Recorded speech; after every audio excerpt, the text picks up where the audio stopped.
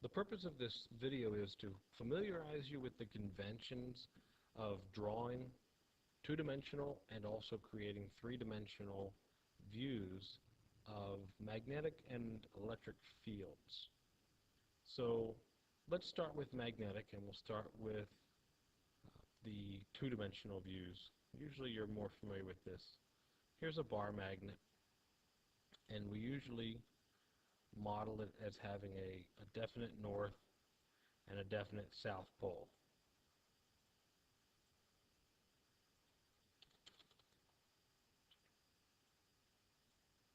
And based on the nature of magnets, this is it's a relatively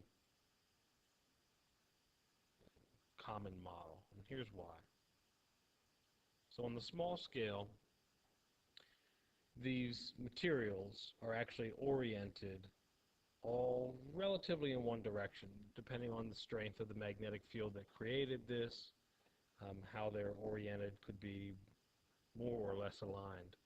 But if you have a pole which we call north and have a pole which we call south, then there's actually a convention here that shows us if we were to have another north pole, let's say a test pole. Probably draw that out for you here. So there's a whole magnet here, but we're only bringing the north pole nearby, just as an example. Then what would the force between the two look like? How strong would it be, and in what direction? So the strength is determined by how close they are. The closer it is, the stronger that force is. The direction, it depends on the sign, really. So north with north, it would be the polarity, and since they're like polarities, then they repel. Opposites attract, likes repel. So what would happen in this case is you would have a strong repulsive force in this direction. But with field lines, we don't make the arrows bigger to show that they're stronger. We don't really make them longer to show that they're stronger. Instead, we draw a large number of them, and the closer together they are, meaning the more that there are in that square section, the stronger it is. So if I take this north portion of a full magnet and I move it closer, then you see that the force would be stronger because it's actually a higher concentration of lines. If you just have this dipole, this full bar magnet here, if you have it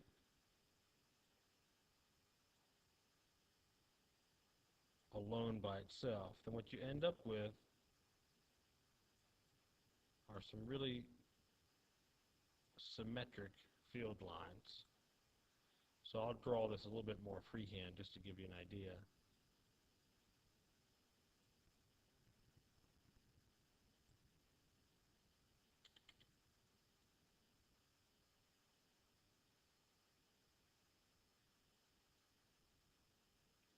And you see again, the further out you get, and even the further away you get from the strongest ends of these magnets, not perfect here, but when you do that, you actually get a higher concentration near the ends.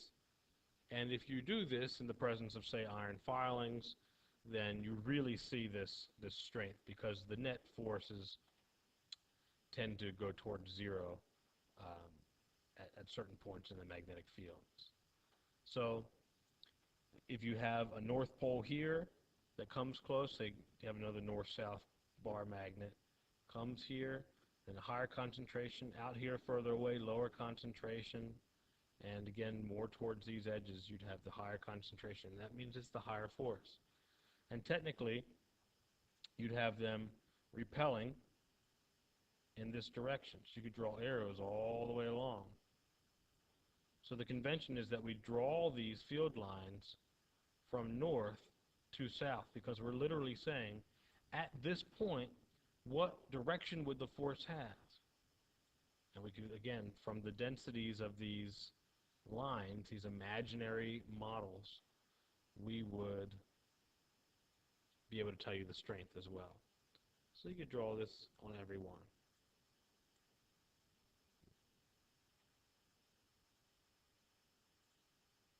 Now when you talk about electric fields,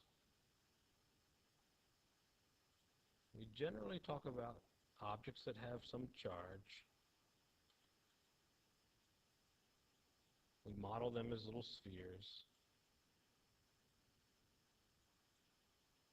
And we especially, it makes it really nice to model them as spheres that have no real diameter.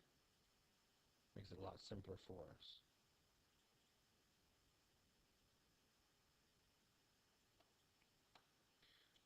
The convention here is that you take some positive test charge, and we're not bound by the problems of having to have a north and a south here. We're not bound by that. We can have something that is overall positive and something that's overall negative and still be its own unique particle.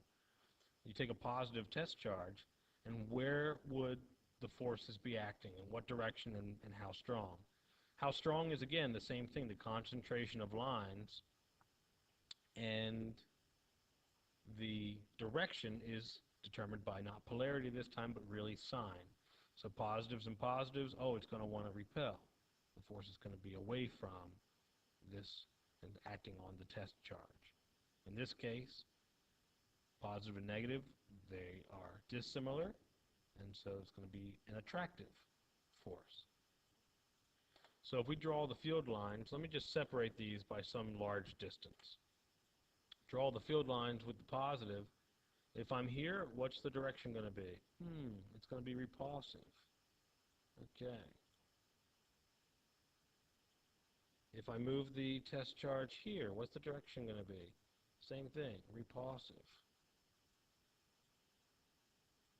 And it end up being the same all the way around.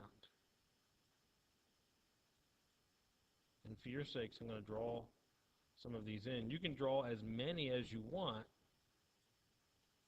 The lengths of the arrows don't really matter. Technically, you could bring them out very, very far. What really matters is recognizing, again, the direction and the concentration. So here I am. If I come further out, okay, I might only be hitting, according to this image, one field line. I come in closer, maybe I'm hitting double the field lines. But again, a more precise model, there is a much more uniform distribution of these lines. But you get the idea. If you're interested in the exact mathematics, that's Coulomb's law. It follows the inverse square law. So if I start out here, I have a certain amount of force, and if I come in half as far, it's not twice as strong of a repulsion, it's actually 4 times as strong. If I came in and I have covered 2/3 of the distance, then it's actually not 3 times stronger of a repulsion, it's 9 times stronger at that point. For the negative side, you say to yourself, here's my positive test charge, just some imaginary charge I bring through. What direction is the force going to act? It's going to be an attractive force, so be downwards or inwards from the perspective of the negatively charged particle here. And again, same thing, you can draw this a lot more neatly possibly if you took the time to do it. There are plenty of online simulations which model these expertly. You can draw any number of uniformly distributed field lines you like, whatever makes sense for your situation. And again, in this case, here I am. If I come closer, if I pull my test charge closer, then I have increased it by the inverse square. So here I am. I cover half the distance. I'm now 4 times as attracted, not just twice as attracted. So that's 2D modeling. If you bring these together, actually get something very elegant. Just kind of connect the dots. There's more to it than that.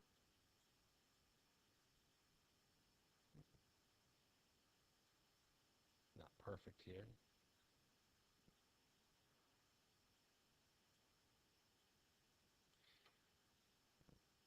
And they can get stronger, weaker.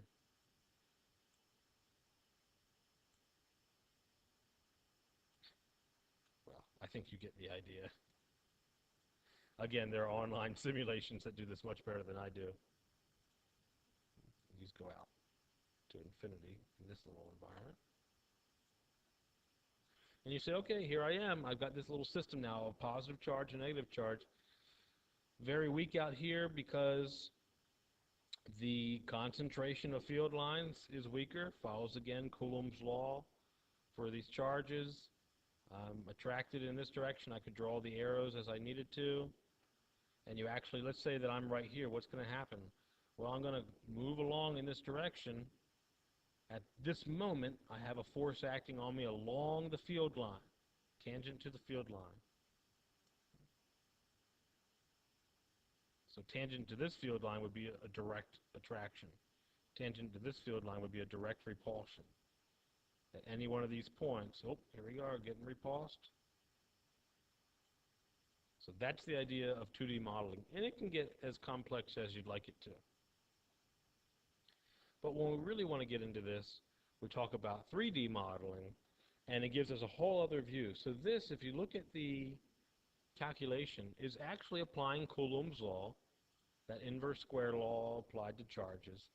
And I have three little sections here where I have it programmed in where I can model these charges. And if I change one value, let's say I give it a value of 3. So this could be coulombs or any unit of charge that you'd like, any microcoulombs or nanocoulombs, anything that you'd like. And I give it one value. First of all, just to show you the 3D model of it, it's a flat plane. But if I give it a value, it recalculates this charge space here, right? It recalculates really the electric fields. And it models it. So let's say that we take our positive test charge. With that positive test charge, if I'm right here, I'm going to want to roll down. Imagine like a gravitation. Imagine this is like a hill. I want to roll down. I'm actually being repulsed. And the steeper the hill, the greater the repulsion. So if I start here, I'm repulsed less. Here I am here. The force is less. As I go down, the force is actually less and less and less. Now, let's choose the same but negative value. The numbers here actually almost give you a hint of what happens.